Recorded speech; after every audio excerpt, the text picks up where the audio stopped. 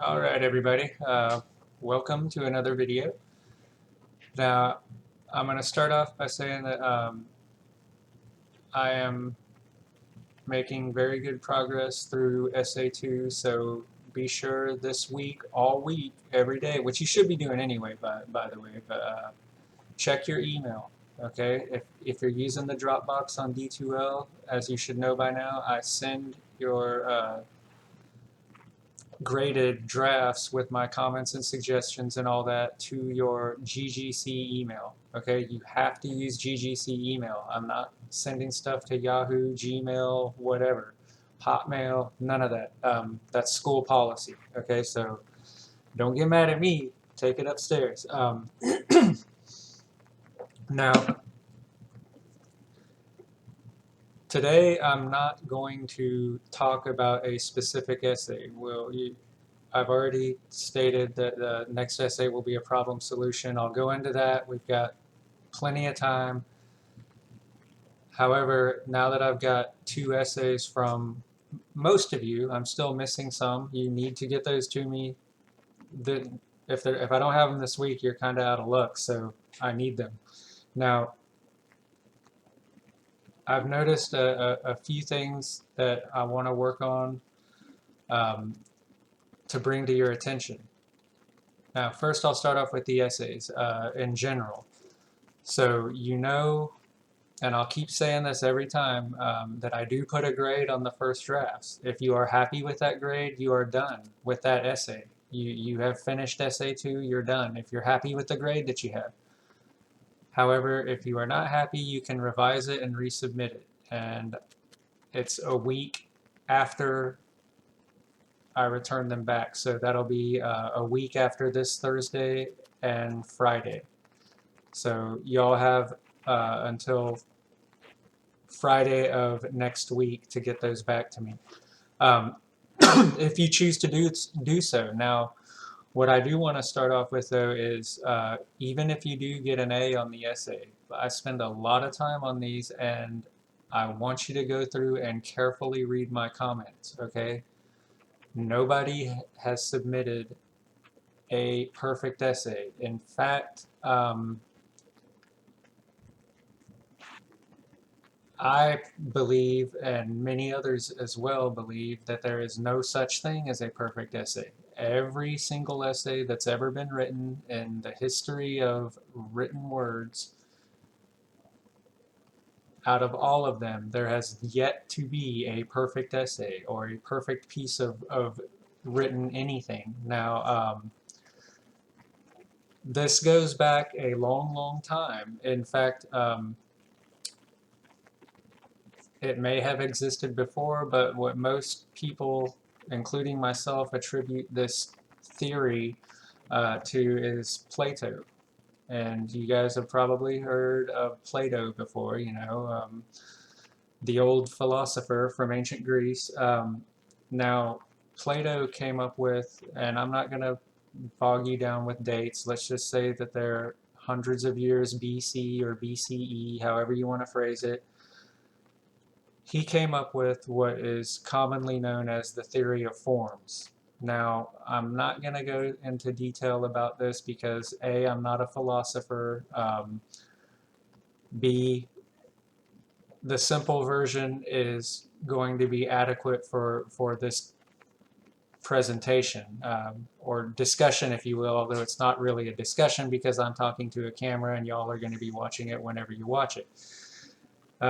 But for the sake of, you know, whatever, we will just say for the discussion, we will call this a discussion. Now, in Plato's theory of forms, what his basic premise is, there is no such thing as perfection amongst humans, amongst humankind, if you will. Nothing that we humans can produce, think of, well, take that back, get rid of the think of part. There is nothing that we can produce that will be perfection, okay? We cannot produce perfection. We cannot create perfection. The only place according to Plato, and I'm totally paraphrasing here, I'm not reading off of Wikipedia, which, no, don't do that, don't do that, or anything like that. But his basic premise is that perfection can only exist in the realm of ideas. Okay, so I'm gonna go back and get to this over here on the screen later. But so according to Plato's, and I'm just gonna make basic notes here. So Plato, theory of forms. Okay, and this is abbreviated. Okay, I will put short version. All right, perfection can only exist in the realm of ideas. So, and to oversimplify this, let's say we take a chair. A chair. I'm sitting in a chair right now. It's a good chair. I like it. You know, it's one of those fancy gaming chairs, whatever, which I don't understand that. A chair is a chair. I'm not gaming right now, yet this chair is still serving its purpose. I am sitting in it. I'm pretty comfortable. So this chair is doing a pretty good job, and I'm not gaming with it. So is it really a gaming chair? All right, sidetrack, whatever. So the chair, okay, so according to the theory of forms, no perfect chair exists. There's no such thing as a perfect chair. This is a pretty good chair, like I said, but it's far, far, far from perfect. However,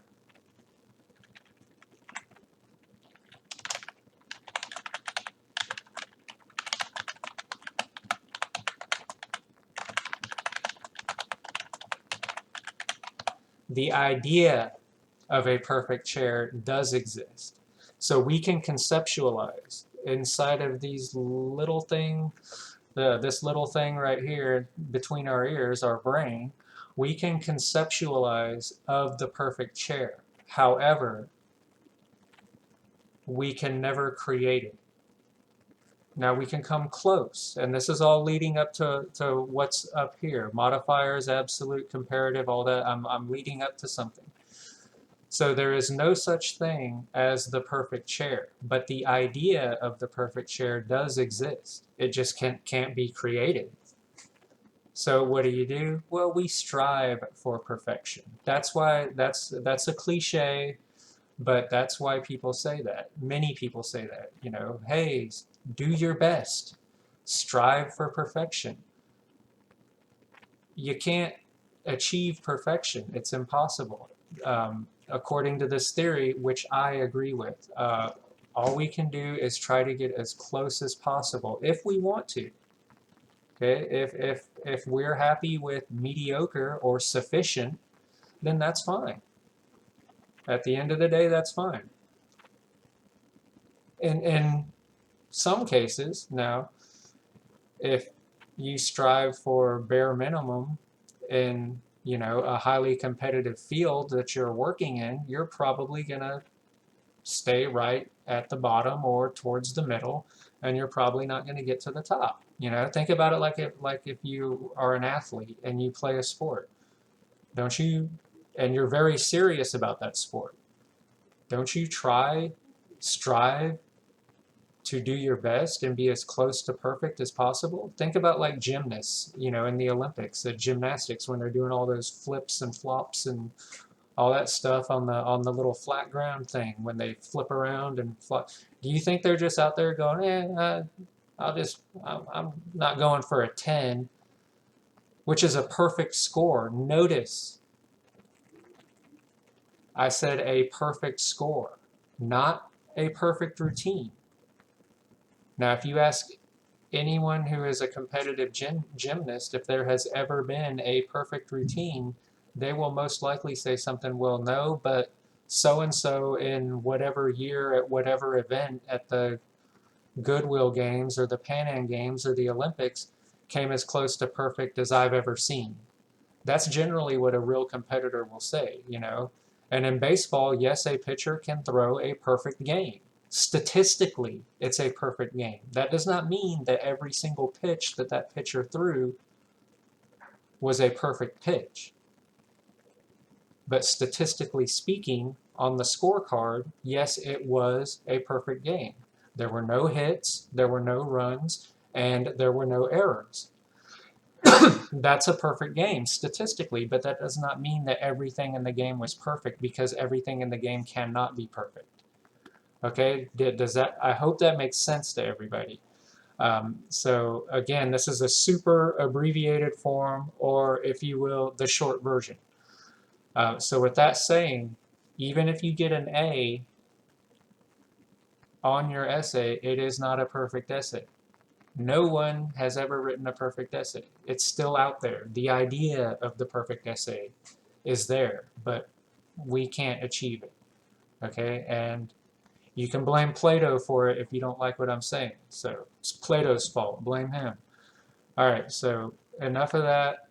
Let's go to what we need to really talk to when concerning the essays. Now, this is, again, just what I want to focus on. This doesn't mean that this is the only thing that we need to address. Modifiers, right here. Okay, so what are modifiers? Modifiers are basically words. They either have to be adjectives or nouns. And what they do is they attribute. Modifiers are adjectives and nouns that attribute to nouns or pronouns, nouns or pronouns in other parts of the sentence. They either add to it or they restrict it. So they add limits or conditions. Okay, so I'm going to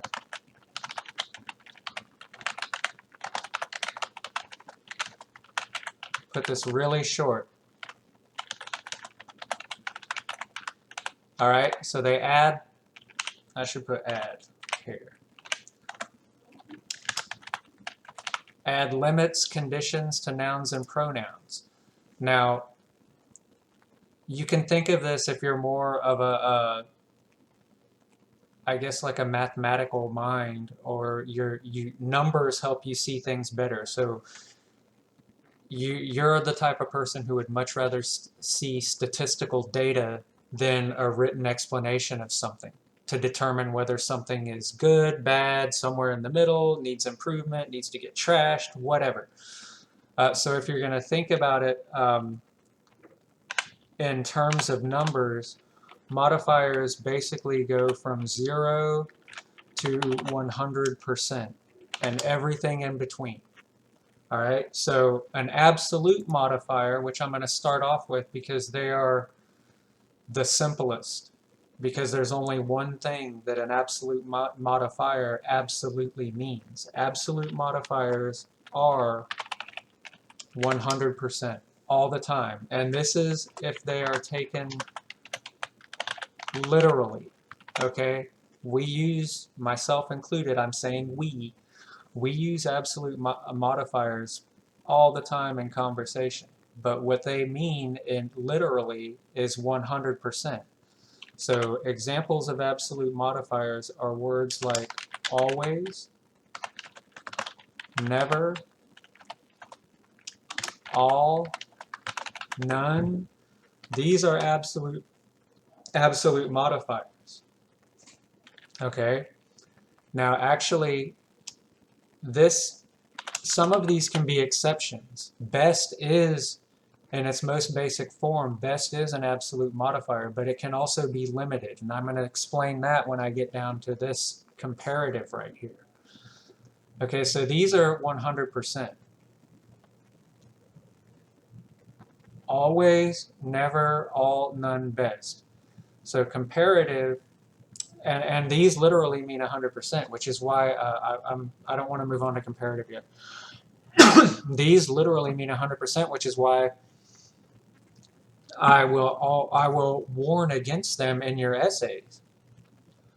When you all might see in the comments, I'll highlight the word always and say, qualify this, okay? What I mean when I say qualify statement, if I put that, it means put limits, okay? Restrict.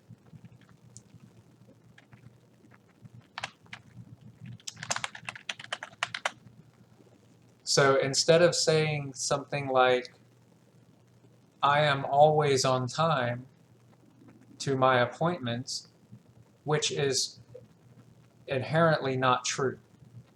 There literally is no one who is on time to their appointments. And I'm basically almost taking this back to when we are physically born. You know, no one is literally born to an exact minute that is prescribed, or second even. You know, doctors will give a date. They'll say, okay, well, your delivery date, and they'll schedule it. You know, your delivery date is going to be August 25th or whatever. Well, some people do go to the hospital and the baby is born on their due date. Most aren't. The majority of babies born are not born on a specific due date that they are given. The due date is a window. It is an approximation, a specific approximation, if that even makes sense, because that's almost contradictory. But it is a narrowed approximation. Okay, and if you all know the exact day you were born, or you have children yourself, compare the due date with the actual date that you or your child was actually born. It's usually not the same day, and doctors certainly are not going to give you an hour, minute, or second that the baby will be born. They're not going to be able to do that. So that's a qualified statement. Saying something like, I'm usually on time, or I'm almost always on time. You see how there's different degrees being established there? I'm rarely late. That means in most cases I'm not late, but have I been late? Yes, everybody has been late. Everyone on planet Earth has been late at something. Okay, so I am being literal here to illustrate why these absolute modifiers have to be used carefully.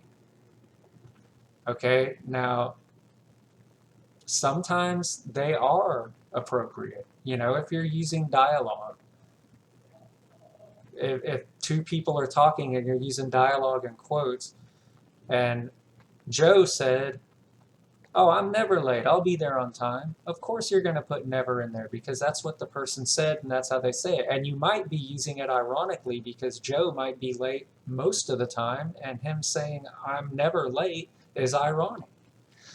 So hopefully that gets the point across. So absolute modifiers are literally 100%. Be very careful with it.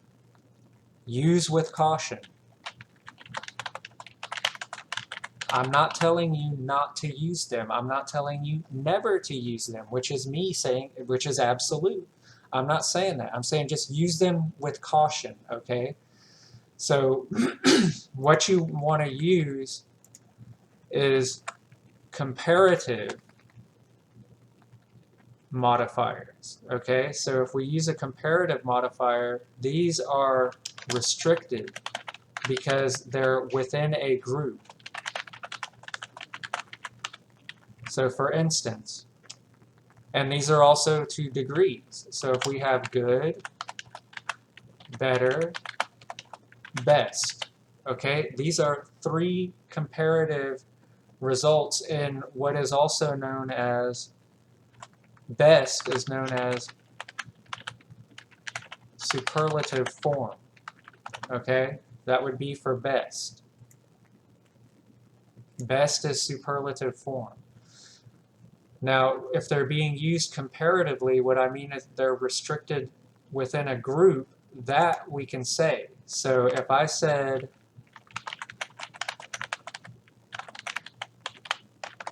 out of the three, entries, hers was best. Okay, so that's comparative and it's superlative. Okay, now look at what I'm saying. I'm giving restrictions. How many entries were there? There were 3 entries. So I'm comparing hers to only 3. I'm not comparing it to everything ever produced in the history of the universe or existence or however deep you want to go. I'm saying out of the 3 entries, hers was the best. Therefore, she had the best entry of that particular situation. So in that restricted comparative clause sense, hers was the best. Okay, so that would be where best can be qualified because I have put restrictions on it.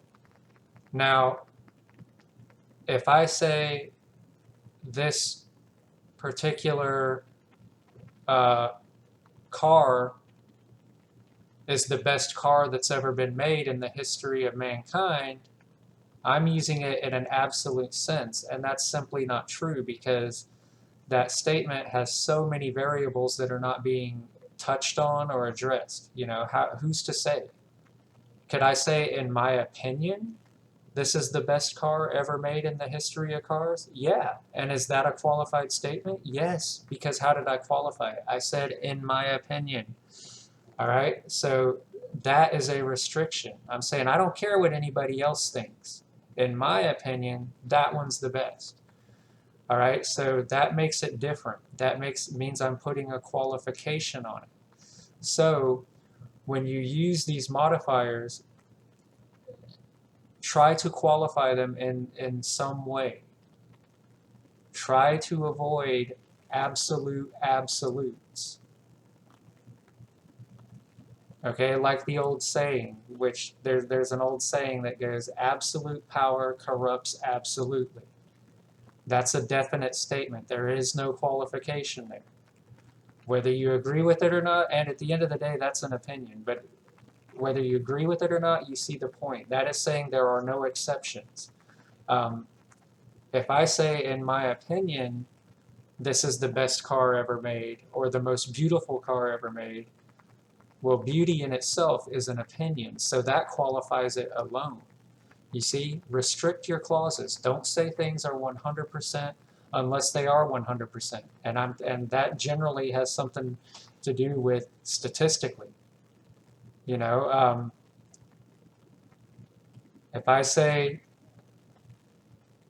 100% of living human beings breathe, that's an absolute statement, and it's also a true statement. If you are a living human being, you are breathing. That is a 100% true statement. Now, if I hold my breath, I'm not breathing for that moment. But if I'm a living human being, at some point I have to breathe. So that statement is 100% true. Okay, so be careful with those. Now, I'm going to go through some exercises when we get to modifiers that can change the meaning of a sentence unintentionally. So these would be what are known as misplaced modifiers.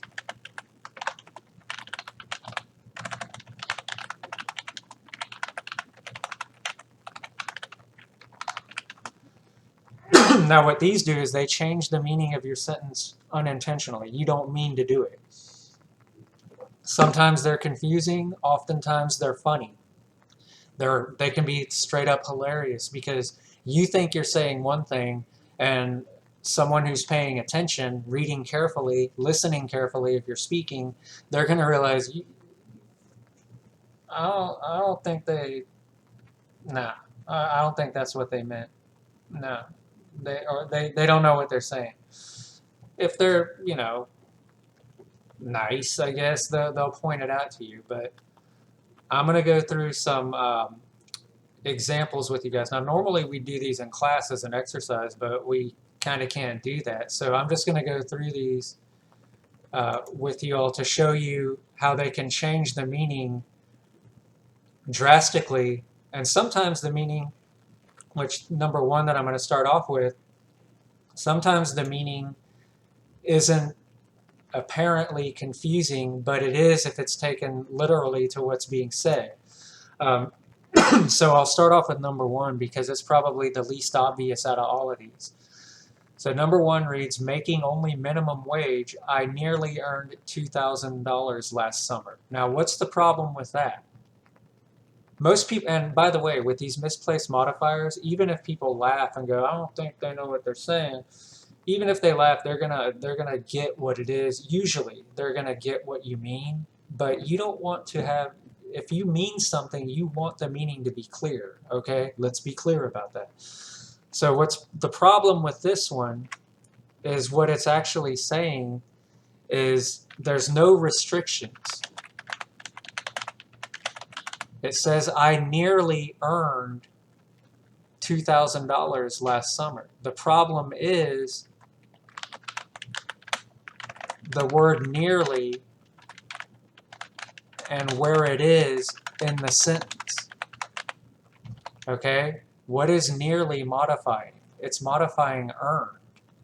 It's not modifying $2,000. That's where the issue comes up, because since it is like that and there are no restrictions, I nearly earned $2,000. That means I could have earned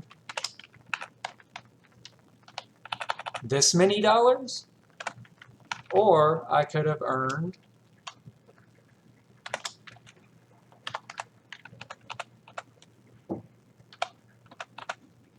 this many dollars. There's no scope in this. There are no restrictions other than $2,000. The ceiling. There's only a ceiling here. There is no in between. So by putting the word nearly in front of 2,000 and in front of earned instead of in front of 2,000, what I've done is I'm saying I could have earned nothing, $0, or I could have earned $1,999.99. So to fix this, we need to get rid of this. And we need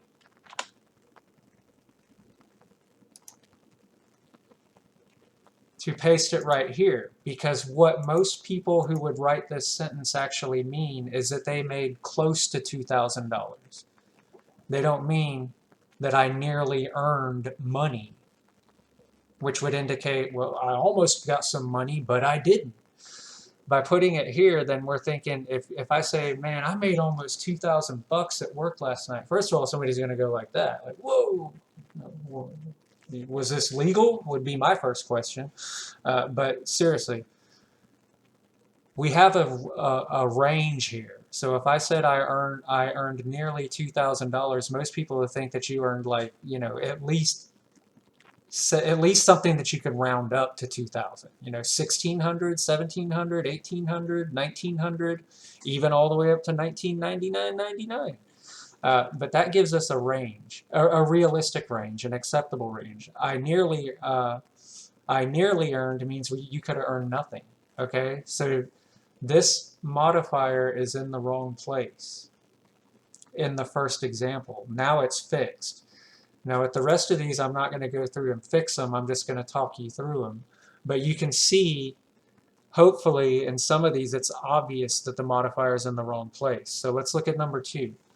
The bus station was located by a river which was made of red brick. Now in that sentence, what's made of red brick?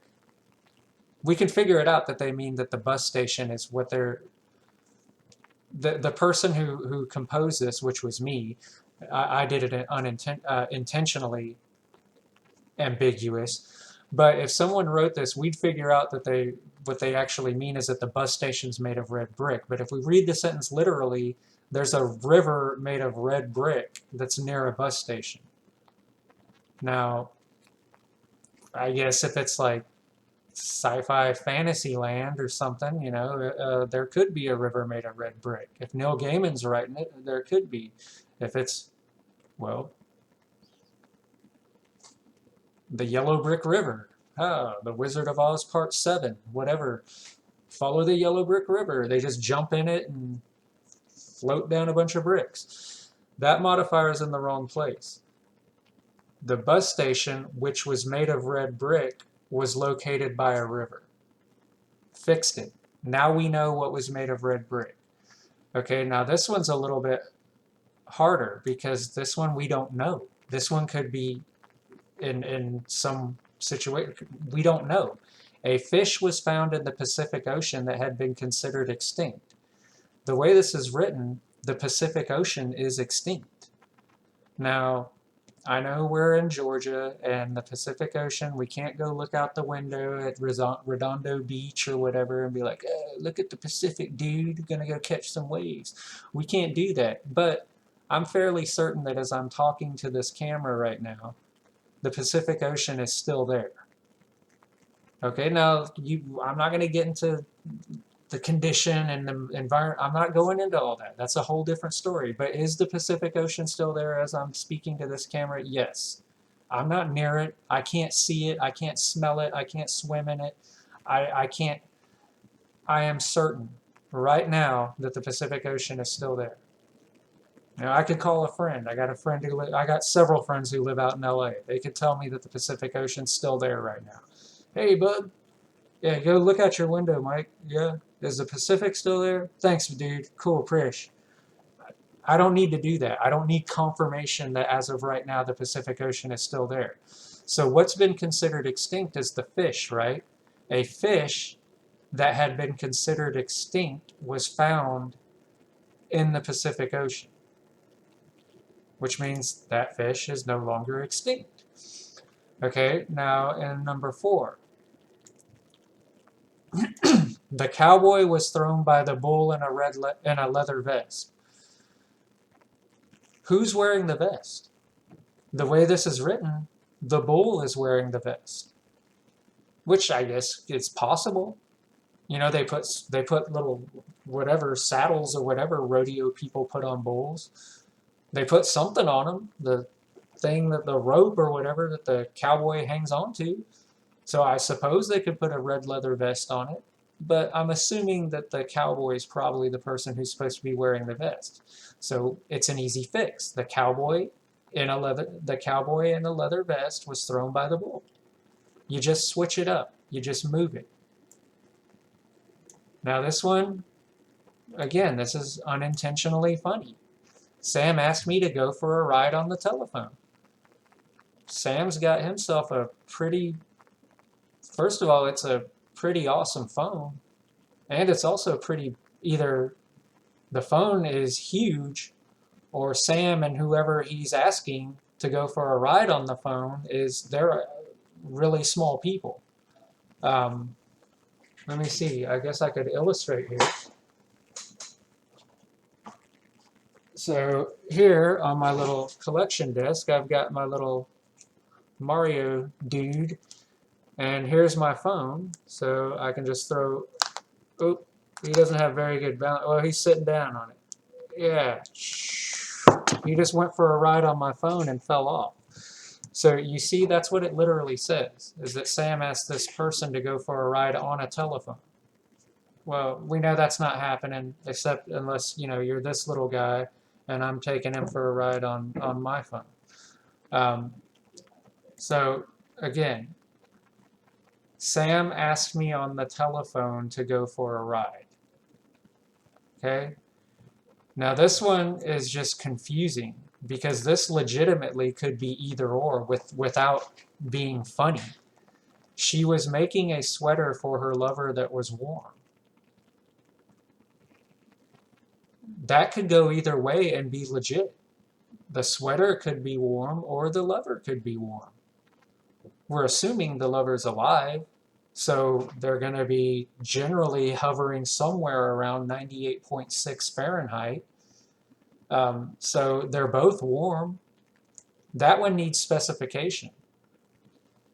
She was making a warm sweater for her lover, or she was making a sweater, because we assume sweaters are warm. So she was making a sweater for her warm lover. But if he was warm, would he need the sweater? Then he'd be hot. Then he'd go to a different level. And hot could go either way or both ways. It could be everything, whatever. You see, you got to be specific, y'all. You gotta really say what you mean. Ooh, I forgot a period on that one. Look what I did. The contractors needed all kinds of artists to paint the mural badly. Well, art is kind of subjective, I guess. Some people think art is one person's idea of a masterpiece is another person's idea of garbage. You know, I'm a pretty literal artist. Like all the little paintings of cars and stuff that I put in the thumbnails, those are mine. I made those. I do all of those. I do representative art. My art looks like what it's supposed to be to an extent. It's not photorealism by any stretch, but it does look like what it's supposed to be. If I have a picture of a Datsun 510, people are going to look at it. If they know what a Datsun 510 is, they're going to go, hey, that painting is a cool 510, or that's a terrible painting of a 510. But other art, like, you know, Jackson Pollock, who just basically threw paint on from cans onto a canvas and made a bunch of splatters, that's not representative, literally representative of anything. It's a bunch of splotches on a giant piece of canvas that people pay. I believe one of his paintings recently sold for $80 million. Now he's dead, so he didn't get any of it, but still, nobody's paid that much for my paintings. So, but this one, we don't think that they want the mural painted badly. Okay. I'm assuming that the contractors badly needed all kinds of artists to paint the mural because they don't want a badly painted mural. They want a good mural. So this one again is obvious that the modifier is in the wrong place if you know what a mime is. You know, mimes are in my opinion, if you're a mime, I'm sorry, I'm not trying to offend you, but mimes are those annoying clowns that paint their faces white, put a little red dot, and wear a beret and go and mimic stuff. Mime, mimic, root word. So the opera singer was upstaged by the mime with the robust voice.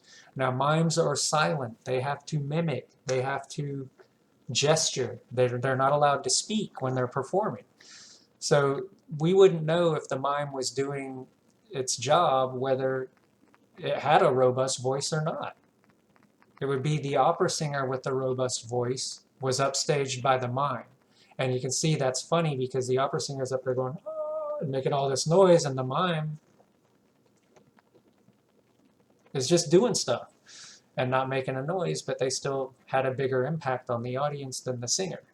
Now this one, the final one that I'm going to go over, left alone in the house, the thunderstorm terrified the two small children.